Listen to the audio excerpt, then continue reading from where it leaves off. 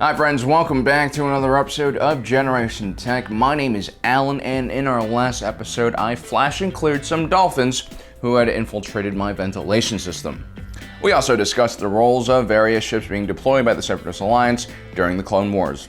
According to the Marine Mammal Protection Act of 1972, it is illegal to hunt, capture, or kill dolphins in waters under the jurisdiction of the United States. This law, however, does not protect dolphins who tried to climb out of the water and attack people in their homes. Something that, according to the FBI's annual crime statistics, has increased steadily in the past decade. Some might say that this is one of the most underreported side effects of global warming. As the seas rise, dolphins benefit almost more than any other species here on Earth and have slowly been reclaiming coastal areas where human beings used to live. Which brings me to the conclusion that dolphins are as responsible for the rising sea as much as carbon emissions are. Because science, the more you know. Anyway, today we're going to continue our series onto the Galactic Republic and look at their starfighter corps.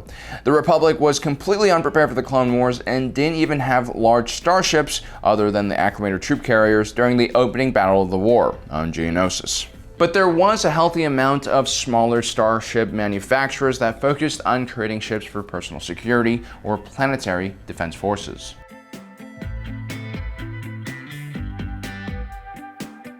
The Z-95 Headhunter was one of the first starships built in a joint venture between Incom Corporations and Subpro Corporations. It was an extremely well-designed starship and would serve as the template for an entire line of fighters based on the philosophy of balancing protection and survivability with offensive capability and performance. Armed with 2 light laser cannons along with 8 proton torpedoes, the Headhunter boasted an excellent amount of firepower along with great maneuverability and top speed. A special variant was later created specially for the Grand Army of the Republic. As the war progressed, the Z-95 was refitted with shields and hyperdrives, and this also ultimately led to the development of the ARC-175 and later on X-Wing series. Although the Z-95 was already pretty antiquated by the time of the start of the Clone Wars, it was still being widely used by the Rebellion during the Galactic Civil War, and was even being used by local security forces during the First Order Resistance conflict. This was partly due to the wide range of aftermarket parts and modifications that could be done to this very versatile ship.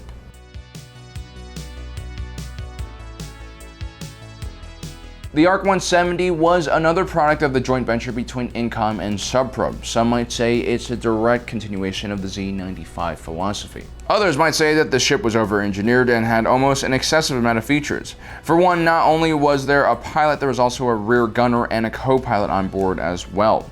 Now, the ARC in ARC-170 actually stands for Aggressive Reconnaissance, which is actually a very weird concept.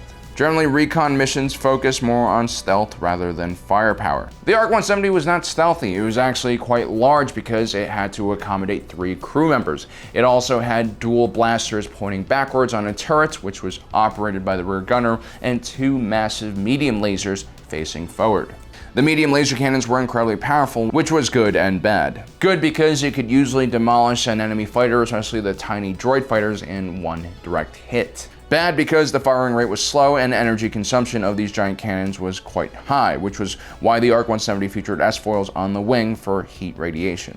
The ARC-170 was also equipped with proton torpedoes and had an incredibly powerful sensor suite. In the early years of the Clone Wars, the ARC-170 was quite useful for the type of missions the Grand Army of the Republic faced. For one, the Separatist Alliance had quickly spread from Geonosis and attacked dozens of Galactic Republic worlds in the following weeks. The Republic had to react to all of these simultaneous attacks and lacked the resources to address each invasion. The ARC-170s were perfect because they were able to serve as scouts and were also tough enough to enter combat zones and fight their way out in case communications were blocked and they needed to physically bring back scouting reports. But as the war went on, the ARC-170 started engaging in larger skirmishes and battles, and quickly its large profile and slower speed started causing problems. What made things worse was that when an ARC-170 was destroyed, it usually killed 3 clones, which was far too costly for the Republic to replace. The performance of the ARC-170 would eventually convince the Galactic Republic and later on the Galactic Empire to switch to single-seater fighters.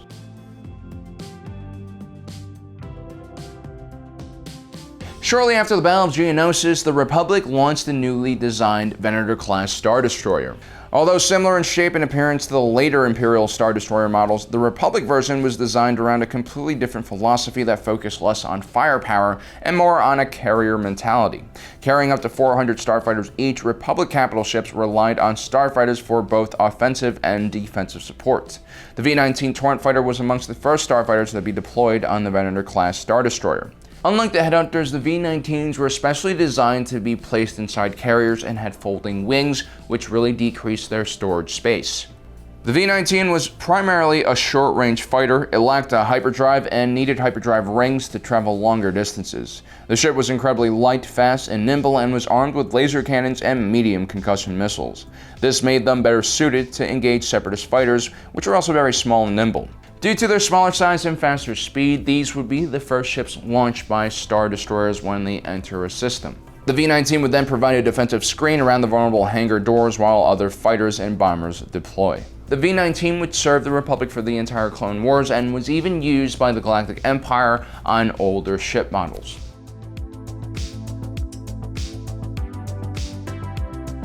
Although the N-1 Starfighter is technically a planetary defense force fighter, I thought it'd be an important ship to talk about because in many ways it's a good representation of the type of ships most planetary defense forces would use in the Republic. The N-1 is heavily influenced by the local culture from an aesthetic point of view.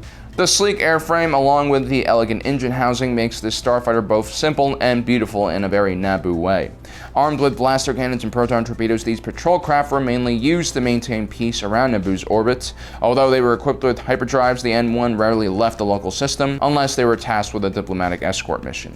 The N-1s were land-based. Like most smaller planets, the local defense force on Naboo lacked carriers or larger capital ships. Therefore, it was important for the N-1 to have incredibly powerful thrusters to allow them to rapidly ascend into orbit.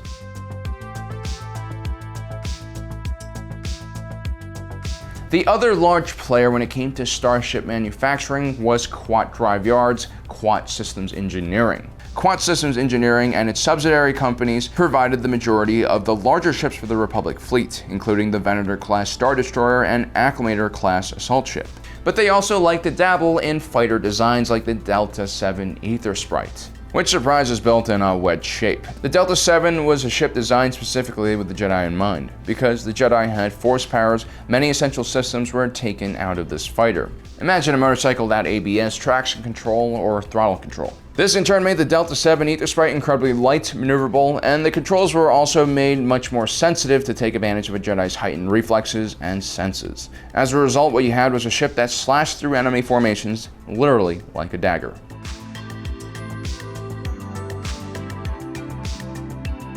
There were more than a few problems with the Delta VII Aethersprite though. One was that it lacked a hyperdrive and depended on a docking ring, which could be easily destroyed if left unguarded. This was a problem for the Jedi, who oftentimes traveled in small numbers without supporting fleets to defend their docks. The Aethersprite was also very lightly armored and had very weak shields. There wasn't even enough room on the fuselage for a full astromech. Instead, a modified half astromech droid had to be used instead. The ship was also far too difficult for non-Jedi to pilot, which really limited its production.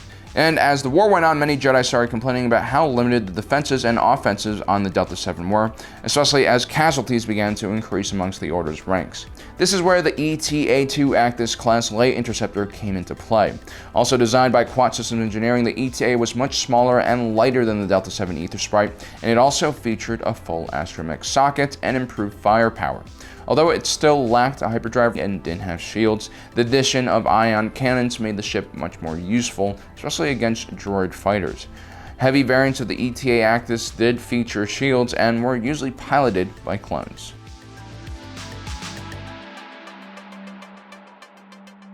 Towards the end of the Clone Wars, the Quat Systems Engineering also released the Alphas Nimbus III class V-Wing. Also featuring a wedge-shaped hull like most of the manufacturer's other ships, the V-Wing was a compact short-range fighter designed to replace the V-19 Torrent fighter. The design really signaled a departure from the old Republic's mentality of creating balanced, survivable ships. Instead, the V-Wing was relatively cheap and designed for performance first. It featured an unpressurized hull, which meant that the pilots had to wear full spacesuits when piloting the ship. The V-Wing also featured large S-foils that could be folded when stored inside of carriers, as they also lacked hyperdrives and depended on hyperdrive rings. The V-Wing was a transitional ship that was quite popular in the early days of the Empire and was eventually replaced by the TIE Fighter. Although it should be noted that Quat Engineering's RZ-1A Wing basically is the V-Wing without the S-foils. So that is our analysis of Republic starfighters. As you can see, there's two major competing philosophies. You have Incom's philosophy of balance and survivability, and then Quat Engineering's focus on performance and basically cheap costs. We left the Y-Wing out of this video because we covered it in our previous video with the Rebel Alliance. Although the Republic used more Y-Wings than the Rebel Alliance, the Y-Wing is more commonly associated with the Rebel Alliance. Well guys, I hope you enjoyed today's episode. Don't forget to subscribe, hit that notification button so you don't miss out on the rest of this series. As usual, thanks for joining us today. If you're watching this, you are Generation Tech.